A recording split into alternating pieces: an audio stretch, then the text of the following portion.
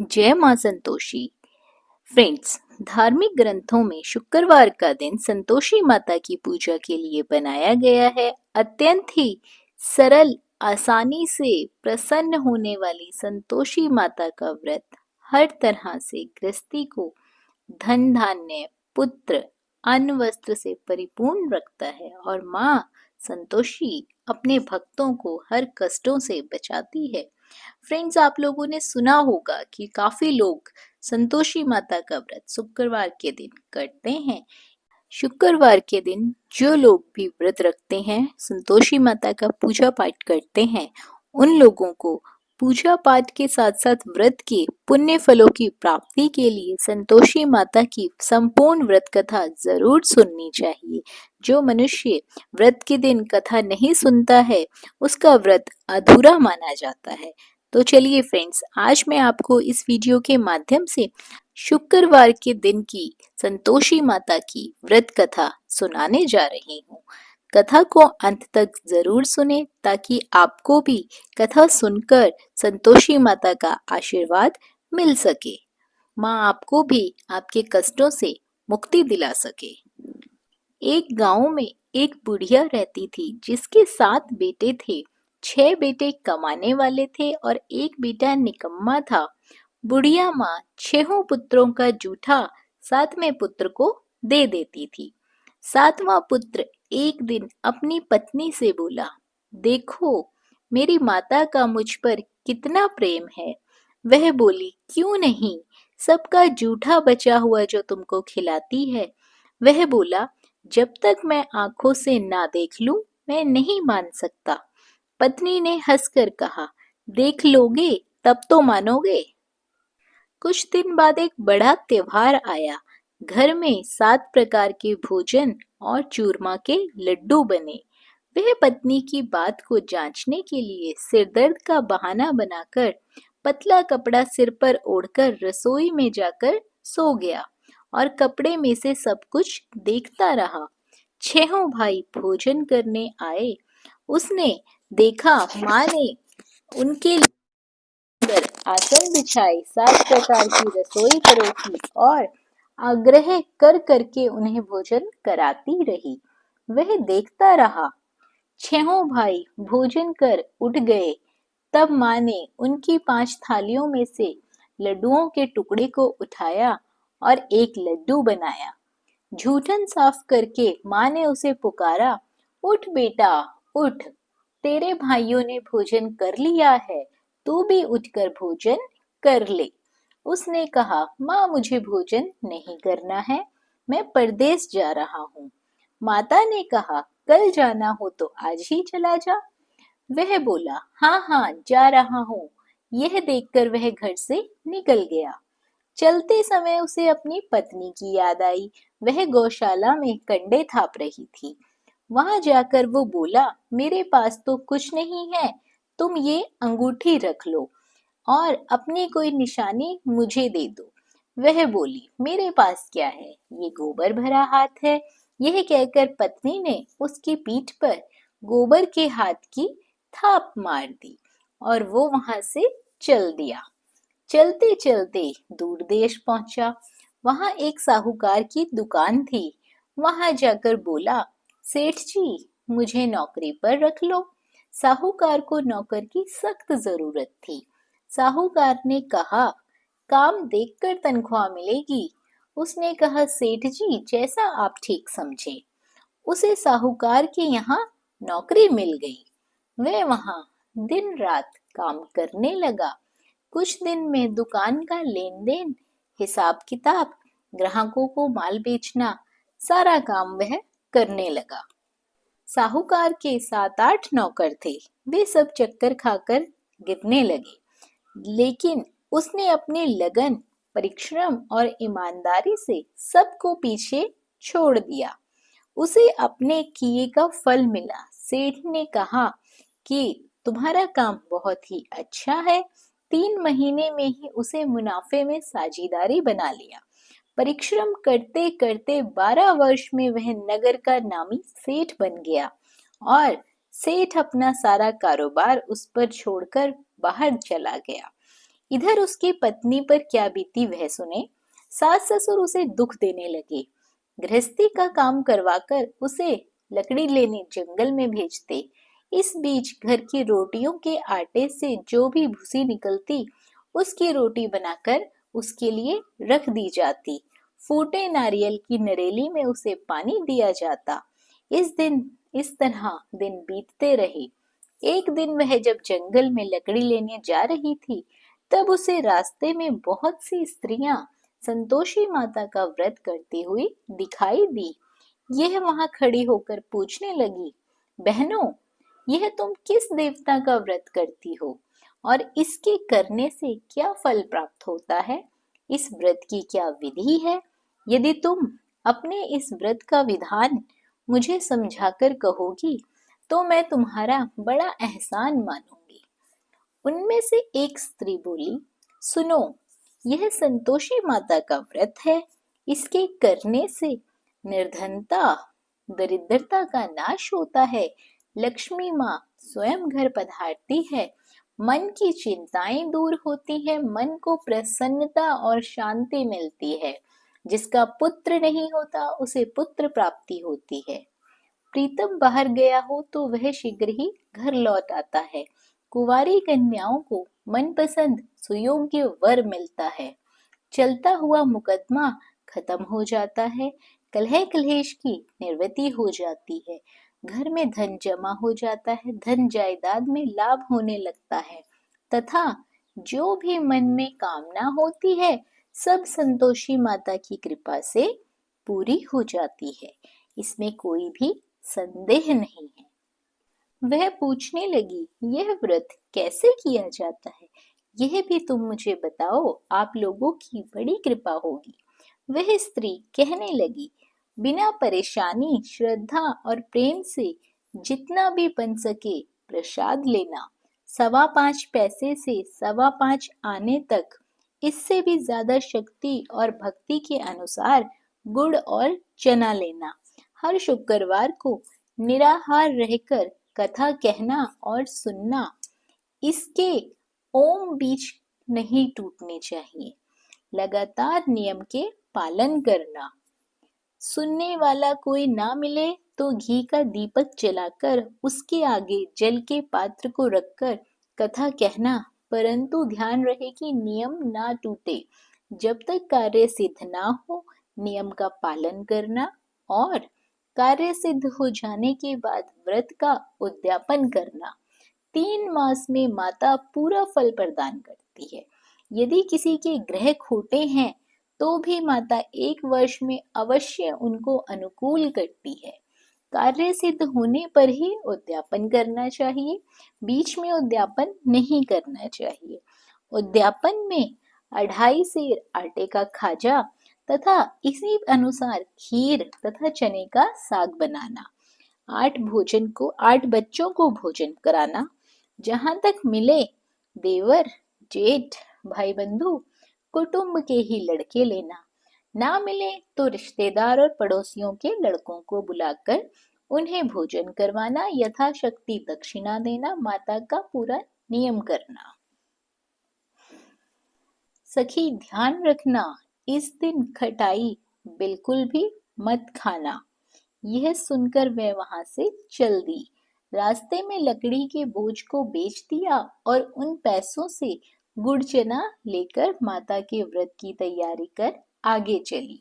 रास्ते में संतोषी माता के मंदिर में जाकर माता के चरणों में लौटने लगी, विनती करने लगी, हे माँ, मैं दीन हूँ, मैं निपट मूर्ख हूँ, व्रत के नियम कुछ नहीं जानती हूँ, मैं बहुत दुखी हूँ। हे माता, मैं तेरी शरण में आई हूँ, मेरे दुख दूर कर। माता को दया आई। एक शुक्रवार बीता कि दूसरे शुक्रवार को उसके पति का पत्र आया और तीसरे शुक्रवार को उसका भेजा हुआ पैसा भी आ पहुंचा। यह देखकर जेठानियां मुंह सिकोड़ने लगी। इतने दिनों बाद इतना पैसा आया, इससे क्या बड़ाई है? लड़के ताने देने लगे, काकी के पास अब पत्र आने लगे हैं, रुपया आने लगा है, अब तो काकी की खातिरदारी बढ़ेगी, अब तो काकी बुलाने से भी नहीं बोलेगी। बेचारी सरलता से कहती है, भैया पत्र आए रुपया आए तो हम सबके लिए अच्छा है। ऐसा कहकर आंखों में आंसू भरकर संतोषी माता के मंदिर में जाकर बैठती है। मातेश्वरी के चरणों में गिरकर रोने लगती है। माँ, मैंने तुमसे पैसा नहीं मांगा, मुझे पैसे से क्या काम, मुझे तो अपने सुहाग से काम है। मैं तो अपने स्वामी के दर्शन और सेवा मांगती हूँ। तब माता ने प्रसन्न होकर कहा, जा बेटी, तेरा स्वामी जल्द ही आएगा। यह सुन खुशी से बावली होकर वह घर आकर काम करने लगी। संतोषी माँ विचार करने लगी, इस भोली पुत्री से मैंने कह तो दिया है कि तेरा पति शीघ्र आएगा, पर आएगा कहाँ से? वह तो इसे स्वप्न में भी याद नहीं करता। उसे इसकी याद दिलाने तो मुझे ही जाना पड़ेगा। संतोषी माता ने उस बुढ़िया के बेटे को स्वप्न में समझाया, पुत्र, तेरी घरवाली बहुत कष्ट उठा रही है। यह बोला, हाँ माता, यह तो मुझे भी मालूम है, परंतु क्या करूं, वहां कैसे जाऊं? परदेश की बात है, लेन देन का सारा हिसाब किताब है, कोई जाने का रास्ता ही नजर नहीं आता। आप ही कोई रास्ता दिखाएं कि मैं वहां कैसे जाऊं। माँ कहने लगी, सवेरे नहा धोकर संतोषी माता का नाम लेकर घी का दीपक जला दंडवत कर वहां दुकान पर जा बैठने लगा। देखते देखते तेरा लेन देन चुक जाएगा, जमा माल बिक जाएगा, सांझ होते होते धन का ढेर लग जाएगा। वह अगले दिन सुबह जल्दी उठा। उसने मित्र बंधुओं परिचितों से स्वप्न में माता द्वारा कही गई बात बताई। वे सब उसकी बात सुनकर उसकी खिल्ली उड़ाने लगे। वे कहने लगे कि कहीं सपने भी सच होते हैं। एक बूढ़ा व्यक्ति बहुत समझदार था। वह बोला, देखो भाई, मेरी बात मानो, इस तरह साच या झूठ कहने के बदले देवता ने जैसा कहा है वैसा ही करो, तेरा क्या जाता है। बूढ़े की बात मानकर नहा धोकर उसने संतोषी माता को प्रणाम किया, फिर घी का दीपक जलाकर दुकान पर जा बैठा। शाम तक धन का ढेर लग गया। वह हैरान हुआ, मन में संतोषी माता का नाम ले बहुत प्रसन्न हुआ। घर जाने के वास्ते उसने गहना कपड़ा सामान खरीदने लगा। सब काम से निपटने के बाद वह घर के लिए रवाना हुआ। उधर उसकी पत्नी जंगल में लकड़ी लेने गई। लौटते वक्त बहुत थक जाने के कारण संतोषी माता के मंदिर पर विश्राम करने बैठ गई। यह तो उसका रोज रुकने का स्थान था। धूल उड़ती हुई देख उसने माता से पूछा, हे माता, यह धूल कैसी उड़ रही है? माँ ने कहा, हे पुत्री, तेरा पति आ रहा है। अब तू ऐसा कर, लकड़ियों के 3 बोझ बना, एक नदी के किनारे रख, दूसरा मेरे मंदिर पर और तीसरा अपने सिर पर। तेरे पति को लकड़ी का गट्ठा देखकर मोह पैदा होगा। ये वहां रुकेगा, नाश्ता पानी बना खाकर माँ से मिलने जाएगा। तू लकड़ी का बोझ उठाकर जाना और बीच चौक में गड्ढा डालकर 3 आवाजें लगाना। लो सासू जी, लकड़ियों का गट्ठा लो, भूसे की रोटी दो, नारियल के खोपड़े में पानी दो। आज कौन मेहमान आया है? संतोषी माँ की बात सुनकर वह बहुत अच्छा माँ कहकर प्रसन्न मन से लकड़ियों के 3 बोझ बना लाई। एक नदी के तट पर, दूसरा माता के मंदिर पर रखकर इतने में ही मुसाफिर वहां आ पहुंचा। सूखी लकड़ियां देखकर उसको इच्छा हुई कि यहीं अभी विश्राम कर लेता हूँ, भोजन बना खा पी कर ही यहाँ से जाऊंगा। इस प्रकार भोजन कर विश्राम कर वह अपने गांव में आया। उसी समय बहू सिर पर लकड़ी का गट्ठा लेकर आई। उसने गट्ठे को आंगन में डाला और जोर से 3 आवाजें दी, लो सासू जी, लकड़ी का गट्ठा लो, भूसे की रोटी दो, नारियल के खोपड़े में पानी दो। आज कौन मेहमान आया है? यह सुनकर सास ने अपने दिए हुए कष्टों को भुलाने के लिए कहा, बहू, तू ऐसा क्यों कहती है? तेरा मालिक ही तो आया है, बैठ, मीठा भात खा, कपड़े गहने पहन। पत्नी की आवाज सुनकर उसका स्वामी बाहर आया। और उसके हाथ में पहली अंगूठी देखकर व्याकुल हो गया। उसने माँ से पूछा, माँ यह कौन है? माँ बोली, बेटा तेरी पत्नी है। आज 12 वर्ष हो गए जब से तू गया है, तब से गांव में जानवर की तरह भटकती फिरती है। काम काज कुछ करती नहीं है, चार समय आकर खा जाती है। अब मुझे देखकर भूसे की रोटी और नारियल के खोपड़े में पानी मांगती है। वह बोला, माँ मैंने इसे भी देखा है और तुम्हें भी देखा है। मुझे दूसरे घर की चाबी दे दो, मैं उसमें जाकर रहूंगा। ठीक है बेटा, जैसी तेरी मर्जी, कहकर माँ ने चाबी का गुच्छा बेटे के सामने रख दिया। उसने दूसरे घर को खोलकर सारा सामान जमाया। एक ही दिन में वहां राजा के महल जैसे ठाट बाट बन गए। अब क्या था, वह सुख भोगने लगे। अगला शुक्रवार उसने पति से कहा, मुझे संतोषी माता के व्रत का उद्यापन करना है। पति बोला, बहुत अच्छा, खुशी से कर लो। वह खुशी खुशी माता के उद्यापन की तैयारी करने लगी। जेठ के लड़कों को भोजन के लिए कहने गई। उन्होंने मंजूर किया, परंतु पीछे से जेठानी ने अपने बच्चों को सिखलाया, देखो रे, भोजन के समय सब लोग खटाई मांगना, जिससे उसका उद्यापन पूरा ना हो पाए। लड़के भोजन करने आए। खीर पेट भरकर खाई, परंतु बात याद आते ही कहने लगे, हमें कुछ खटाई खाने को दो, खीर खाना हमें नहीं भाता, देखकर अरुचि होती है। लड़के उठ खड़े हुए, बोले, पैसे लाओ। भोली बहू कुछ नहीं जानती थी, उन्हें उसने पैसे दे दिए। लड़कों ने बाजार जाकर उन पैसों से इमली खरीदी और खाई। यह देखकर बहू पर माताजी ने बहुत कोप किया। राजा के दूत उसके पति को पकड़कर ले गए। अब सब मालूम ही हो जाएगा जब जेल की रोटी खाएगा। बहू से ये वचन सहन नहीं हुए। वह संतोषी माता के मंदिर में गई और कहने लगी, माता तुमने यह क्या किया? हंस खाकर क्यों रुलाने लगी? माता बोली, पुत्री तूने मेरा व्रत भंग किया है, इतनी जल्दी सब बातें भुला दी। वह बोली, माता भूली तो नहीं हूँ, ना कुछ अपराध किया है, मुझे तो लड़कों ने भूल में डाल दिया, मुझे क्षमा करो माँ। माँ बोली, ऐसी भूल भी कहीं होती है? यह बोली, अब कोई भूल नहीं होगी माता, आप बताओ मेरा पति कैसे आएगा? माँ बोली, पुत्री जा, तेरा पति तुझे रास्ते में आता मिलेगा। वह मंदिर से निकलकर बाहर आई तो रास्ते में उसे अपना पति आ दिखाई दिया। उसने पूछा, कहाँ गए थे? वह बोला, इतना धन जो कमाया है उसका कर राजा ने मांगा था, बस वही भरने गया था। वह प्रसन्न होकर बोली, भला हुआ, अब घर चलो। फिर अगला शुक्रवार आया। वह बोली, मुझे माता का उद्यापन करना है। पति ने कहा, ठीक है करो। वह फिर जेठ के लड़कों से भोजन को कहने गई। जेठानियों ने पहले की तरह ही लड़कों को सिखा दिया कि तुम पहले ही खटाई मांगना। लड़के भोजन करने बैठे, लेकिन भोजन करने से पहले ही कहने लगे, हमें खीर पूरी नहीं भाती, जी बिगड़ता है, कुछ खटाई खाने को दो।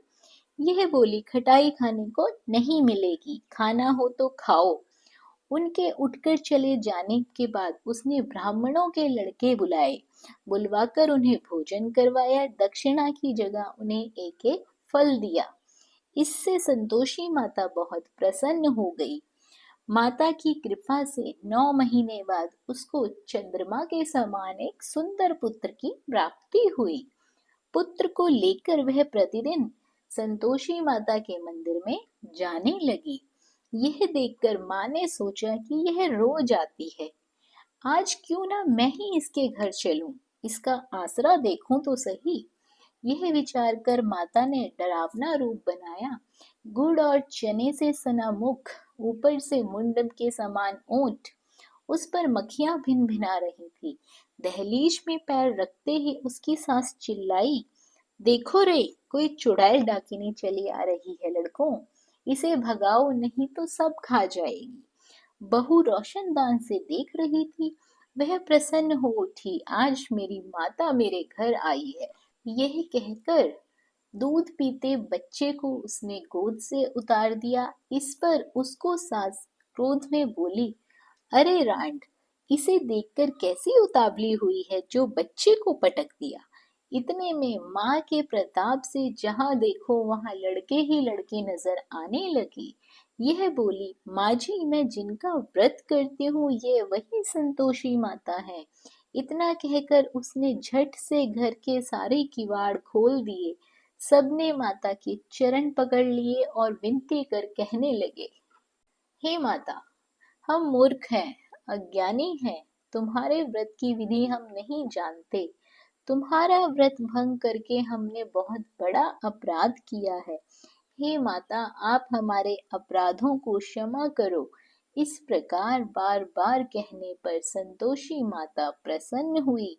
इसके बाद उसकी सास कहने लगी, हे संतोषी माता, आपने बहू को जैसा फल दिया वैसा सबको देना। जो यह कथा सुने या पढ़े उसका मनोरथ पूर्ण हो, उसकी सारी मनोकामनाएं पूरी हो। फ्रेंड्स, जो भी व्यक्ति संतोषी माता का श्रद्धा भाव से, पूरे भक्ति भाव से, अपनी श्रद्धा अनुसार संतोषी माता का विधिवत पूजन करता है, उसे अनंत सुखों की प्राप्ति होती है। माता उसके जीवन में खुशियां ही खुशियां देती है, उसे खुशियों का वरदान देती है। फ्रेंड्स, कथा अच्छी लगी हो, कथा आपको मन को भाई हो, तो वीडियो को लाइक और शेयर ज़रूर करें। और यदि आप हमारे चैनल पर पहली बार आए हैं और इस तरह की व्रत की, पूजा पाठ की विधियां और कथाएं आपको भी अच्छी लगती हैं, तो चैनल को सब्सक्राइब कर लीजिए, साथ ही बेल आइकन के बटन को दबा दीजिए ताकि आपको हमारी आने वाली वीडियोस की नोटिफिकेशन सबसे पहले मिल सके। बने रहिए आपके अपने YouTube चैनल अंकित वास्तु ज्ञान में। धन्यवाद। जय मां संतोषी।